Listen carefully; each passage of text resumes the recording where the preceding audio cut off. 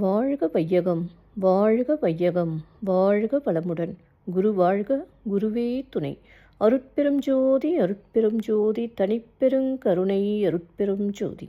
எல்லா உயிர்களும் இன்புற்று வாழ்க, வள்ளல் மலரடி வாழ்க வாழ்க. வாழ்க வளமுடன். ஆன்மநேய அன்பர்கள் அனைவருக்கும் என் அன்பான வணக்கத்தை தெரிவித்துக் கொள்கிறேன். இன்று நாம் இன்பத்து பாலில் ஊடல் உவகை என்ற அதிகாரத்தில் உள்ள 5வது குறளுக்கு சன்மார்க்க விளக்கம் காண இருக்கின்றோம். வாருங்கள் அன்பர்களே. அதிகாரம் ஊடல் உவகை. குறள் 1325.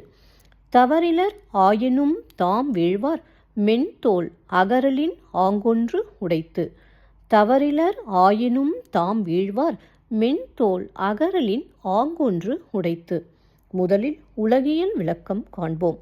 தவறு இல்லாத போதும் ஊடலுக்கு ஆளாகி தாம் விரும்பும் மகளிரின் மெல்லிய தோள்களை நீங்கி இருக்கும்போது ஓர் இன்பம் உள்ளது. இப்பொழுது சன்மார்க்க விளக்கத்தை காண்போம்.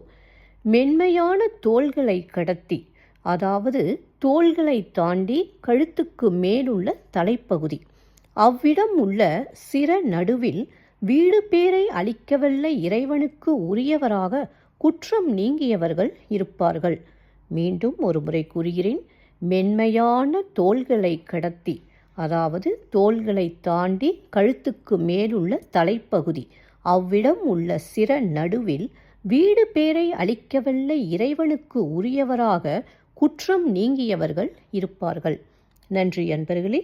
மீண்டும் அடுத்த பதிவில் உங்களை சந்திக்கும் வரை உங்களிடமிருந்து விடைபெறுவது திருமதி பாரதி சேகர். வாழ்க வளமுடன்.